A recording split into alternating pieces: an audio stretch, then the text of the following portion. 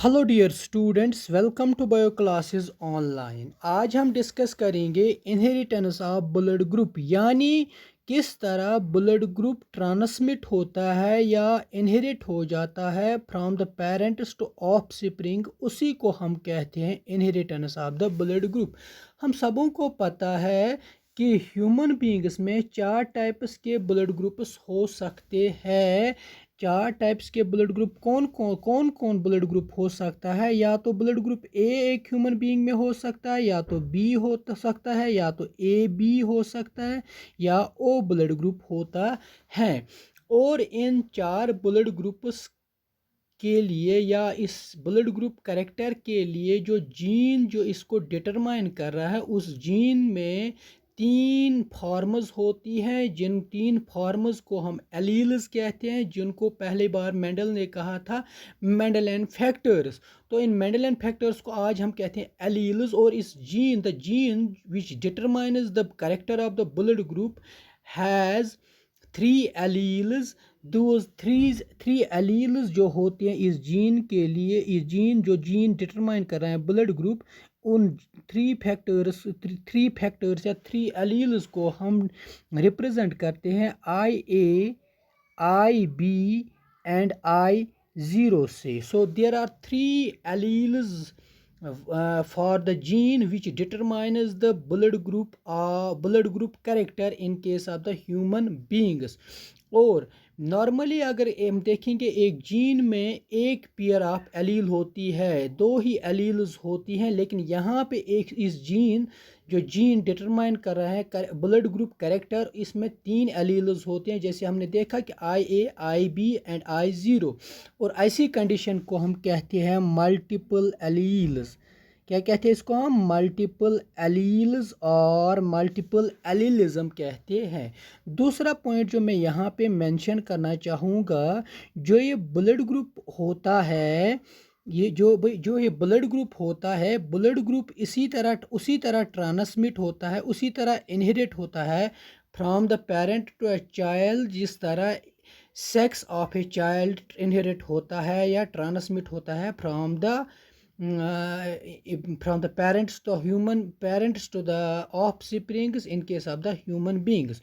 सो यहाँ पे जो आपने अभी इस स्लाइड में हमने देखा कि चार टाइप के ब्लड ग्रुप्स होते हैं ह्यूमन बींग्स में, A B O।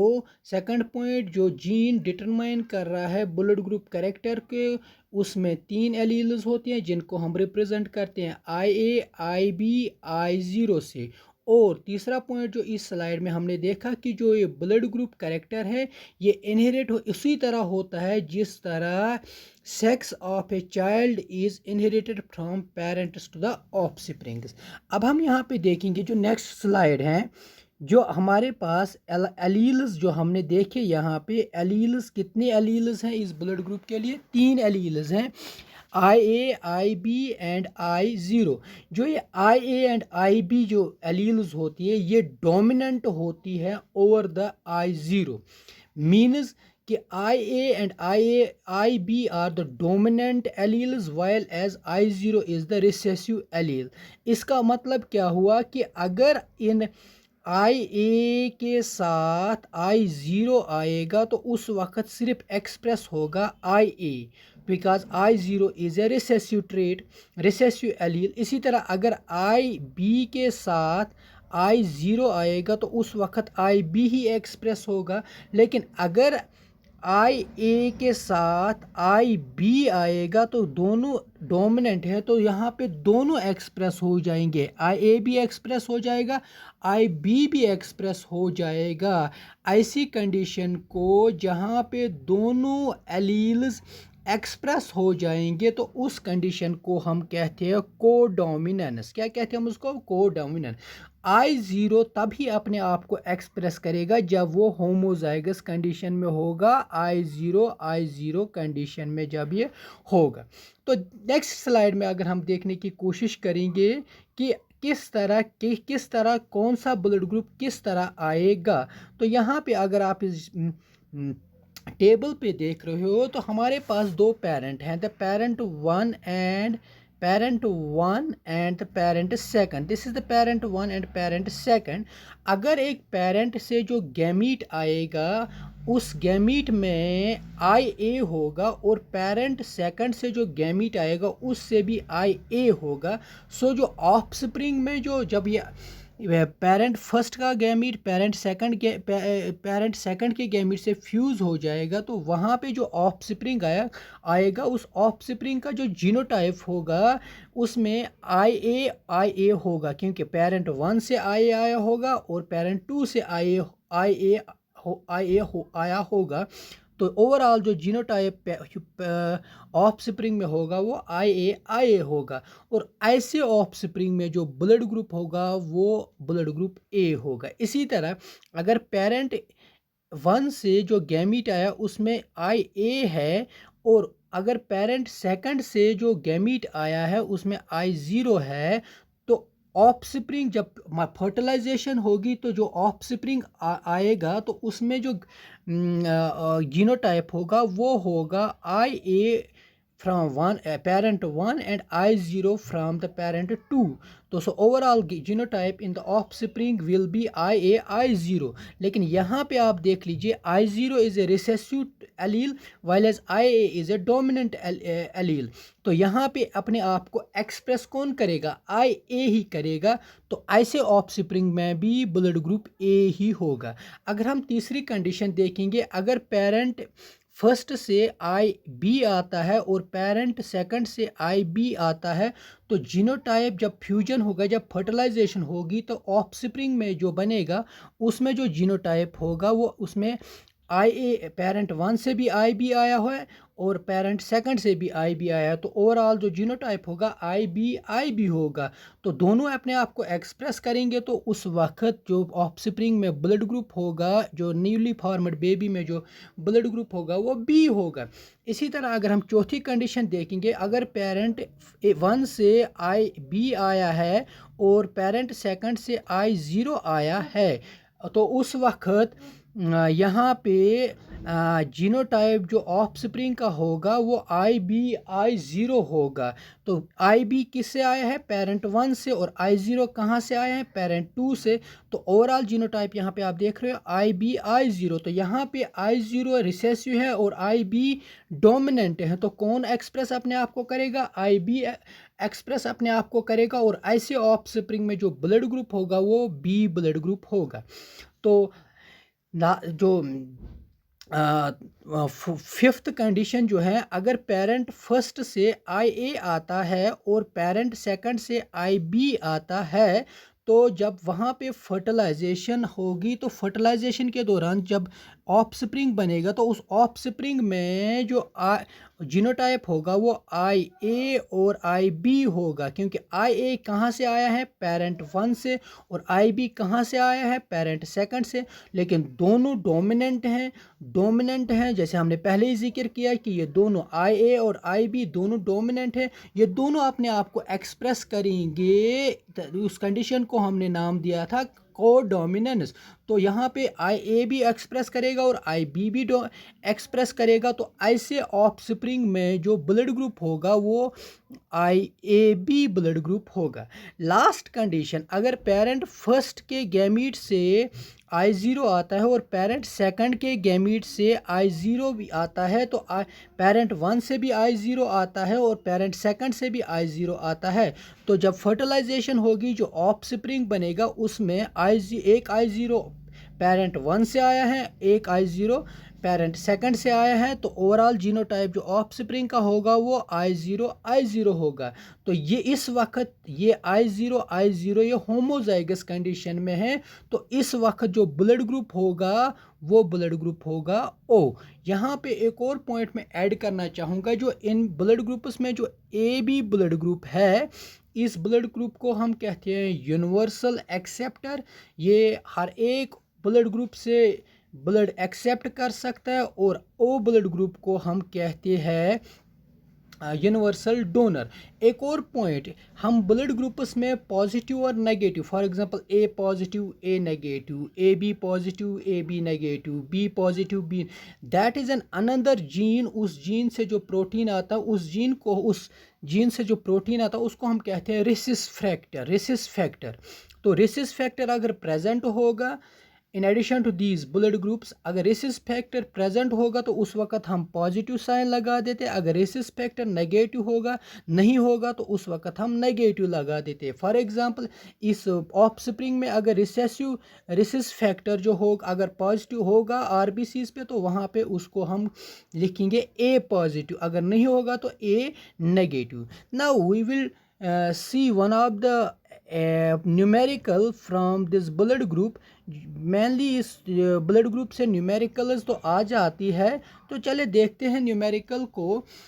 Numerical is a man with a blood group B marries a woman with a blood group O and they have a child। what will be the blood group of a child? Question बताता है कि एक आदमी है जिसका blood group B है, उसकी शादी हो जाती है एक लेडी से जिसका ब्लड ग्रुप ओ है, और इस कपल का एक बच्चा होता है, तो उस बच्चे का ब्लड ग्रुप हमें बताना है। चलिए पहले देखते हैं हम यहाँ पे जो पहले बताया गया है मैन का, जो मैन है उसका ब्लड ग्रुप क्या है, ब्लड ग्रुप बी है, तो उसमें दो पॉसिबिलिटीज हो सकती है जीनोटाइप का, या तो आई बी हो सकता है या आई बी